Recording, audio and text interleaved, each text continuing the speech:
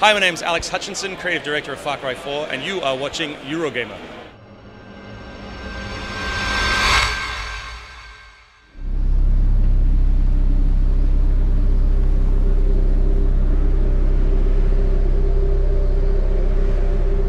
What's up, Far Cry fans? Ian Higton from Eurogamer here with more Far Cry 4 info from Alex Hutchinson, who is at this year's Gamescom showing off a brand new hands-on demo.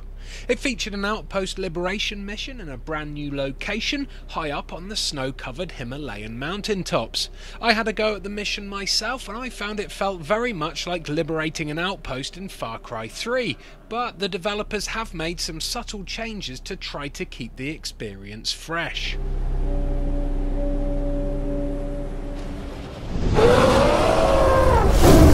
Outposts, obviously, they were hugely popular in Far Cry 3, and we knew we wanted to bring them back. We've tried to expand them in a lot of different ways. There's been subtle tweaks, like now all the alarms are independent, so you can't just switch off one alarm, you know what I mean, and then get away with it. You have to deal with all the alarms, so we have a bit more flexibility there. There's new tools. You saw the throwing knife, which we're demoing here today. There's new stealth weapons and new sort of action weapons, new vehicles, obviously. And then the fortresses. They're like more elaborate, bigger, more heavily defended outposts. There's one per key antagonist in the game. So the loop is similar but evolved.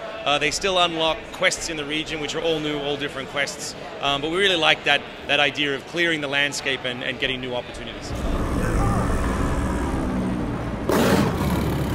I was always a big fan of the radio towers in Far Cry 3. Will we be seeing anything similar in number 4? Yeah, so it was another one we liked, the radio towers I had. So basically now the bell towers are these historical towers that Pagan Min has taken over to turn into propaganda vehicles. So basically you get up there, as you're climbing you have to listen to his hopefully vaguely humorous speeches about, you know, what people should be doing in his kingdom, and then at the end you rip the guts out of it and you replace it with a more positive message from the Golden Path, and again unlock new opportunities in the landscape, clear the fog on the map, and see where you're going.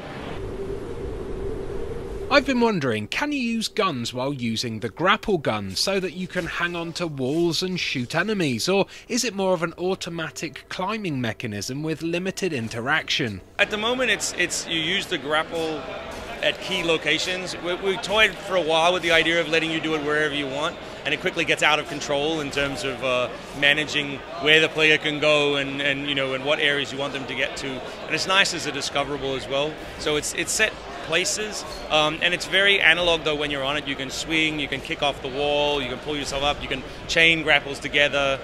So it's analog in that sense, but yeah, it's more constrained. Will there be seamless transition between the top of the Himalayan mountains and the lower floors of Kyrat? At first we were thinking you should be able to go all the way from the ground to the very top of the mountains, and what we quickly realized is the middle bit is not that interesting. You know what I mean? Like the base is fun, it's, you know, forests and light snow and cover, but when you take our game into areas which has no foliage, no animals, you know what I mean, no people, you suddenly think, oh, this is not so much fun. So there is an ellipse in the middle of the mountain to get you to the top, to get you to another fun part.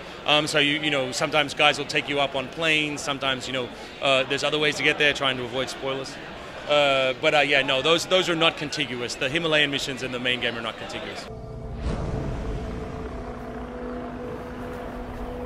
Thanks to the AI of the wildlife, the crazy anything-can-happen adventures of Far Cry 3 always left me with cool stories to tell. How do you think the drop-in, drop-out co-op will affect the emergent gameplay of Far Cry 4? That for me is the biggest reason to do it. That's why we put it in the main game, is that when we're talking about, you know, building your own story and the anecdote factory and, you know, how we build a game which is like islands of content with weapons and animals and, you know, opportunity all around it, and then let you guys have as much fun as you can, then how do you blow that out with the least amount of work?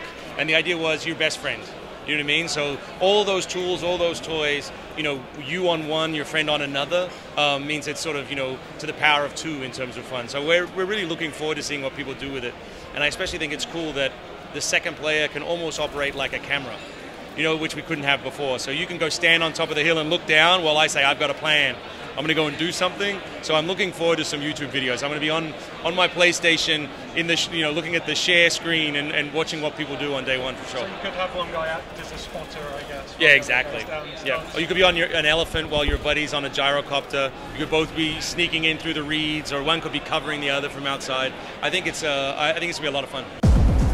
That also sounds like it might be a great way to film some Far Cry 4 machinima as well, which could lead to some interesting but more than likely stupid results involving explosions and elephants.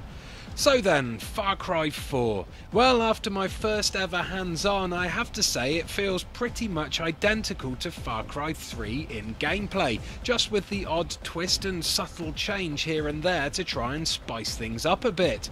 It definitely doesn't completely change up the formula like previous entries in the series have done, and while this may please people who thought Far Cry 3's campaign was by far the best of the bunch, it does make me slightly worried that the whole thing might seem a little bit tedious, at least to me, seeing as I've completed Far Cry 3 about 3 times and spent more time running around Rook Island taking out outposts than I care to admit. If the story and characters are not as interesting as those in Far Cry 3, then for veterans to the series, the gameplay may get old fast. So here's hoping Ubisoft still have a few more cards held close to their chest when it comes to original new additions to the series. Anyway, thanks for watching. I'll be featuring more Far Cry 4 content right here on Eurogamer, so make sure you click that subscribe button now if you don't want to miss out. Oh, and if you enjoyed this video, why not give it a thumbs up? It'll make me do a smiley face in real life. Kirats all, folks! Bye!